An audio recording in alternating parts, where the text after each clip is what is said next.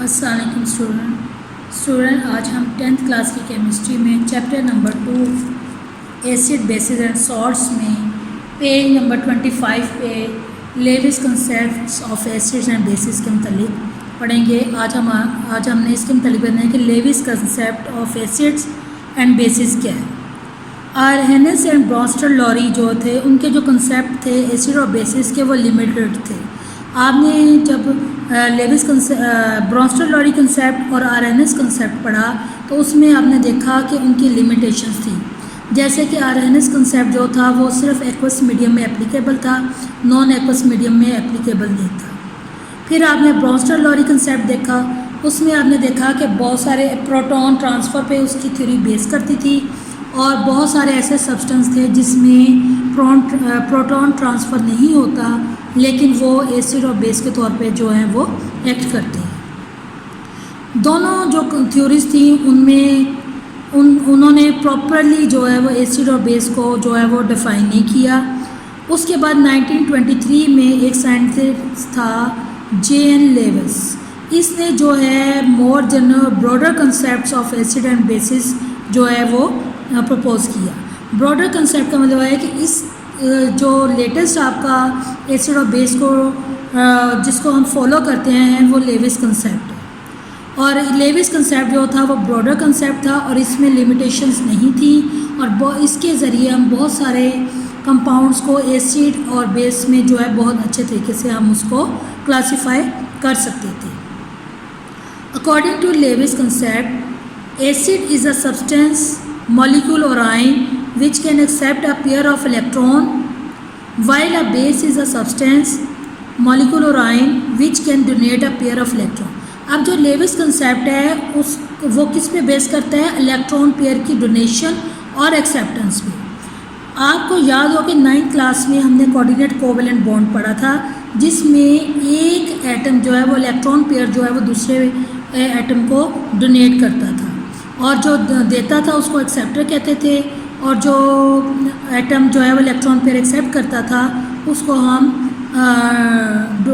जो electron pair atom किसी दूसरे एटम को देता है उसको हम एक्सेप्टर कहते थे और जो एटम किसी दूसरे एटम से इलेक्ट्रॉन पेयर लेता था उसको हम डोनर कहते थे। तो बेसिकली ये जो लेविस कंसेप्ट है ये कोऑर्डिनेट कोवेलेंट बॉन्ड से काफ़ी सिमिलर है क्योंकि इसमें भी एक सब्सटेंस जो होता है वो इलेक्ट्रॉन पेयर जो है वो दूसरे सब्सटेंस को डोनेट करता है। अब इसमें एग्जांपल दी हुई है अमोनिया, NH3 और बोरॉन ट्राईफ्लोराइड। और ये जो है अमोनिया और बोरॉन ट्राईफ्लोराइड जो है ये कोऑर्डिनेट कोवेलेंट बॉन्ड बनाते हैं और इसमें क्या होता है अमोनिया जो है वो एक इलेक्ट्रॉन पेयर जो है वो बोरॉन ट्राईफ्लोराइड को देता है, जिसकी वजह से अमोनिया चूँकि एक इलेक्ट्रॉन पेयर जो है वो डोनेट करता है इस वजह से इसको हम बेस कहेंगे और बोरॉन ट्राईफ्लोराइड जो है चूँकि वो एक इलेक्ट्रॉन पेयर अमोनिया से रिसीव करता है तो इसलिए इसको हम एसिड कहेंगे। तो बोरॉन ट्राईफ्लोराइड एसिड के तौर पे यूज़ होगा और अमोनिया चूँकि इलेक्ट्रॉन डोनेट करता है इसलिए ये बेस के तौर पे एक्ट करेगा और जिसकी वजह से इनके दरमियान जो है कोऑर्डिनेट कोवेलेंट बॉन्ड बनेगा। अब हमने देखना है कि ये कैसे कोऑर्डिनेट कोवेलेंट बॉन्ड बनेगा। सबसे पहले हम देखते हैं बोरॉन ट्राईफ्लोराइड। इसमें बोरॉन जो है इसका एटॉमिक नंबर 5 होता है। तो फर्स्ट शेल जो के शेल है उसमें 2 इलेक्ट्रॉन्स आगे और एल शेल में 3 इलेक्ट्रॉन्स होते हैं। अब 3 इलेक्ट्रॉन्स जो होते हैं वो 3 फर्दर इलेक्ट्रॉन्स जो होते हैं फ्लोरीन के वो बोरॉन के इन 3 इलेक्ट्रॉन्स के साथ जो है वो सिंगल कोवेलेंट बॉन्ड के साथ शेयरिंग करते हैं, जिसकी वजह से बोरॉन के सेकंड शेल में 6 इलेक्ट्रॉन्स हो गए और उसको ऑक्टेट रूल कंप्लीट करने के लिए एक इलेक्ट्रॉन पेयर की ज़रूरत होती है। ठीक है, इसका मतलब है कि बोरॉन ट्राईफ्लोराइड जो है ये इलेक्ट्रॉन डेफिशिएंट सब्सटेंस है। अब इसके बाद हम अगर अमोनिया का देखें तो अमोनिया में नाइट्रोजन का एटॉमिक नंबर 7 होता है। फर्स्ट शेल में 2 इलेक्ट्रॉन्स, सेकंड शेल में 5 इलेक्ट्रॉन्स होते हैं। 5 इलेक्ट्रॉन्स में से इनको ऑक्टेट रूल कंप्लीट करने के लिए 3 इलेक्ट्रॉन्स और फर्दर चाहिए। अब जिसकी वजह से ये हाइड्रोजन 3 हाइड्रोजन एटम के साथ जो है वो कोवेलेंट बॉन्ड बना के अपने सेकंड शेल का इलेक्ट्रॉन जो ऑक्टेट रूल है वो कंप्लीट कर देते हैं। अब इसका मतलब है कि इसके फर्स्ट शेल में एक इलेक्ट्रॉन पेयर मौजूद होता है, बाकी जो है वो सेकंड शेल में जो है वो इलेक्ट्रॉन जो है वो कंप्लीट है। अब इसमें आप देखें कि जैसे ये देखें नाइट्रोजन का 7 होता है, के शेल में 2 इलेक्ट्रॉन्स, एल शेल में 5 इलेक्ट्रॉन्स, 5 और इसको ऑक्टेट रूल कंप्लीट करने के लिए 3 चाहिए। इसका मतलब है कि 5 में से 2 इलेक्ट्रॉन्स जो है वो पेयर की फॉर्म में होंगे, बाकी 3 इलेक्ट्रॉन्स जो है वो सिंगल होंगे।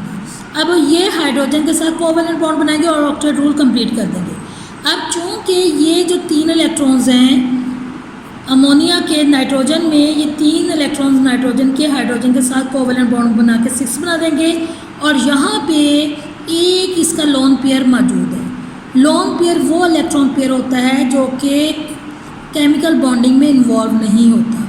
अब इसके बाद हम देखते हैं कि ये जो लोन पेयर होता है, ये इलेक्ट्रॉन पेयर जो है ये नाइट्रोजन जो है ये ब्रोन ट्राईफ्लोराइड को दे देता है ताकि उसका जो है वो ऑक्टेट शेल जो है ऑक्टेट रूल को वो फॉलो करते हुए उसका ऑक्टेट इलेक्ट्रॉन्स जो है वो लास्ट शेल में कंप्लीट हो जाए। अब इसमें आप देखें कि जो एटम इलेक्ट्रॉन पेयर डोनेट करता है उसकी तरफ एरो का हेड टेल होती है और जो इलेक्ट्रॉन पेयर एक्सेप्ट करता है उस तरफ जो है जो एरो है उसका हेड होता है। और ये दोनों सब्सटेंस जब एक सब्सटेंस जो है इलेक्ट्रॉन पेयर दूसरे को डोनेट करता है तो ये दोनों एक कंपाउंड बनाते हैं जिसको हम क्या कहते हैं, एडक्ट कहते हैं।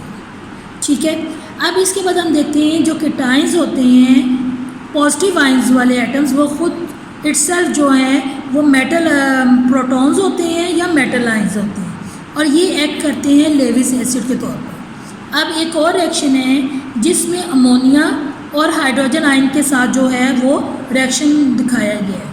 अमोनिया का जैसा कि पता है कि आपको कि इसके पास एक लोन पेयर होता है। हाइड्रोजन आयन किस तरह बनता है, हाइड्रोजन का एटॉमिक नंबर 1 होता है और इसके फर्स्ट शेल में जब ये किसी को इलेक्ट्रॉन दे देता है तो फर्स्ट शेल खाली होता है, यानी कि इसके फर्स्ट शेल को कंप्लीट करने के लिए 2 इलेक्ट्रॉन्स उसको चाहिए होते हैं। अब होता ये है कि नाइट्रोजन जो है अमोनिया में जो नाइट्रोजन है वो अपना लोन पेयर जो है ये हाइड्रोजन आयन को दे देता है जिसकी वजह से उसका के शेल में 2 इलेक्ट्रॉन्स जो हैं वो आ जाते हैं और वो डुप्लीकेट रोल को फॉलो करता है। अब इसमें हम देखते हैं कि यहाँ पे जो अमोनिया है वो बेस के तौर पे एक्ट करेगा और हाइड्रोजन आयन जो है वो एसिड के तौर पर एक्ट करेगा क्योंकि ये इलेक्ट्रॉन पेयर जो है ये एक्सेप्ट कर रहा है। अब हम देखते हैं कि किसी भी लेविस एसिड बेस रिएक्शन में जो प्रोडक्ट होता है जो कि कोऑर्डिनेट कोवैलेंट बॉन्ड के ज़रिए 2 सब्सटेंसेस को जोड़ के एक प्रोडक्ट बनता है उसको हम क्या कहते हैं, एक सिंगल स्पीशी होती है। ये एक ही कंपाउंड होता है क्योंकि 2 सब्सटेंसेस जो होते हैं वो कोऑर्डिनेट कोवैलेंट बॉन्ड के ज़रिए इलेक्ट्रॉन डोनेट करके एक बॉन्ड बनाते हैं जिसको हम कोऑर्डिनेट कोवैलेंट बॉन्ड कहते हैं और ये कंपाउंड जो है पूरा एक सिंगल स्पीशी होता है और इसको हम क्या कहते हैं, एडक्ट कहते हैं। और ये हम देखते हैं कि न्यूट्रलाइजेशन जो रिएक्शन होते हैं according to the Lewis concept is the donation and acceptance of an electron pair to form a coordinate covalent bond in an adduct. Lewis concept जो है वो कोऑर्डिनेट कोवैलेंट बॉन्ड के ऊपर बेस करता है और लेविस कंसेप्ट के मुताबिक जब एक एटम इलेक्ट्रॉन पेयर देता है दूसरा एक्सेप्ट करता है तो उनके दरमियान जो बॉन्ड बनता है उसको हम क्या कहते हैं, कोऑर्डिनेट कोवैलेंट बॉन्ड कहते हैं। अब हम देखते हैं कि एसिड जो है वो इलेक्ट्रॉन एक्सेप्टर्स होते हैं जबकि बेसिस जो होती हैं वो इलेक्ट्रॉन पेयर डोनर्स होती हैं। और इससे हम ये अंदाज़ा लगा सकते हैं कि कोई भी सब्सटेंस जिसके अंदर अनशेयर्ड पेयर ऑफ इलेक्ट्रॉन हो वो एक्ट कर सकता है as a Lewis base, while जो सब्सटेंस जिसका ऑर्बिटल एम्प्टी हो, जिसके अंदर इलेक्ट्रॉन नहीं है और वो अकोमोडेट कर सकते हो इलेक्ट्रॉन पेयर को, तो उसको हम लेविस एसिड कहलाएंगे। इसका मतलब है कि लेविस एसिड्स और लेवी बेसिस की क्या क्या पॉसिबिलिटीज़ हो सकती हैं। अब इसमें हम देखें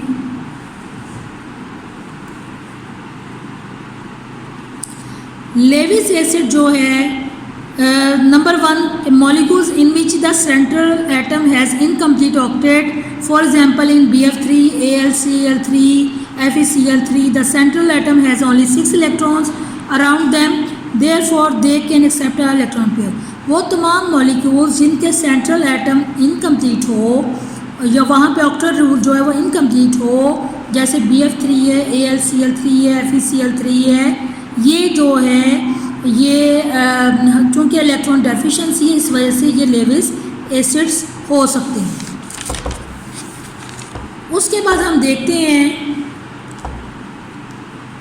कि सिंपल केटाइंस जो होते हैं वो भी एक्ट करते हैं लेविस एसिड के। जितने भी केटाइंस हैं, पॉजिटिव आइंस वाले जो एटम्स हैं, जो केटाइंस हैं, जब इलेक्ट्रॉन वो लूज़ करते हैं तो वो पॉजिटिव आइन में चेंज हो जाते हैं, जिनको हम केटाइंस कहते होते हैं। ये इलेक्ट्रॉन डेफिशिएंट होते हैं, यानी कि ये इलेक्ट्रॉन जो होते हैं डेफिशिएंट होते हैं, ये इलेक्ट्रॉन एक्सेप्ट करते हैं, इलेक्ट्रॉन पेयर एक्सेप्ट करते हैं और इनके अंदर टेंडेंसी होती है to accept the electron pair.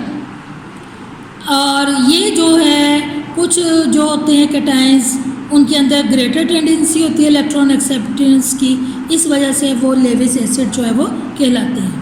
उसके बाद हम देखते हैं कि लेविस बेसिस क्या होती हैं, और लेविस कंसेप्ट के मुताबिक फॉलोइंग स्पीशीज़ जो है वो लेविस बेसिस हो सकती हैं। कौन कौन सी होती हैं? Neutral species heavy at least 1 lone pair of electron, वो तमाम स्पीशीज़ जिनके अंदर एक लोन पेयर इलेक्ट्रॉन का हो वो लेविस बेसिस हो सकती है। जो इलेक्ट्रॉन डोनर हो, जिनके अंदर इलेक्ट्रॉन डेफिशिएंट ना हो बल्कि इलेक्ट्रॉन का एक पेयर मौजूद हो, जैसे आप देखिए अमोनिया हो गया, माइंस हो गया, अल्कोहल्स हो गया, ये एक्ट करते हैं लेविस बेसिस के तौर पर। क्यों? क्योंकि they consist of a lone pair of electrons. देखिए ये NH3, ये इसके ऊपर 2 डॉट पड़े हुए हैं जो कि ये बता रहे हैं कि इसके अंदर एक इलेक्ट्रॉन पेयर मौजूद है।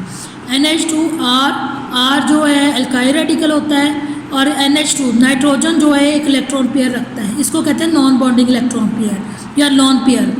अब इसी तरह ऑक्सीजन जो है इसके पास 2 लोन पेयर्स मौजूद होते हैं, ये 2 इलेक्ट्रॉन पेयर जो हैं वो डोनेट करते हैं। सेकंड जो है नेगेटिवली चार्ज जो स्पीशीज़ होती हैं ये एनाइंस होते हैं, जैसे क्लोराइड हो गया, साइनाइड हो गया, हाइड्रोक्साइड हो गया, ये लेविस बेसिस के तौर पे एक्ट करती हैं।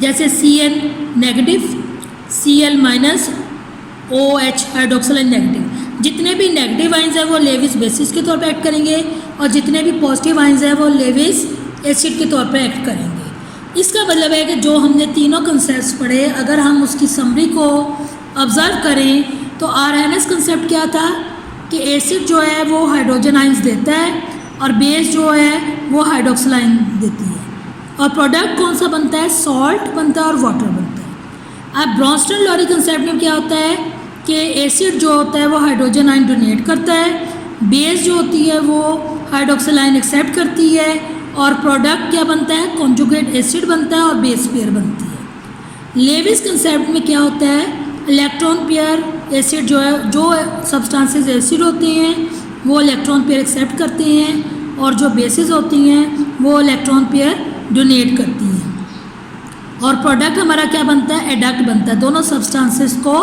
कोऑर्डिनेट कोवेलेंट बॉन्ड के ज़रिए जो है वो ज्वाइन किया जाता है। स्टूडेंट्स, ये लेविस कंसेप्ट जो है ये लॉन्ग क्वेश्चन में भी आ जाता है कि explain the Lewis concept of acid and bases. इसमें आपने पूरी डिटेल लिखनी होती है, एसिड की डेफिनेशन, बेस की डेफिनेशन विद एग्जांपल्स, फिर आपने उसकी लिमिटेशंस भी लिखनी होती हैं कि कौन सी स्पीशीज़ जो, लिमिटेशंस तो नहीं इसमें होंगी, आपने इसमें ये बताना है कि कौन सी स्पीशीज़ जो है वो एसिड्स होंगी और कौन सी स्पीशीज़ जो है वो बेस होंगी।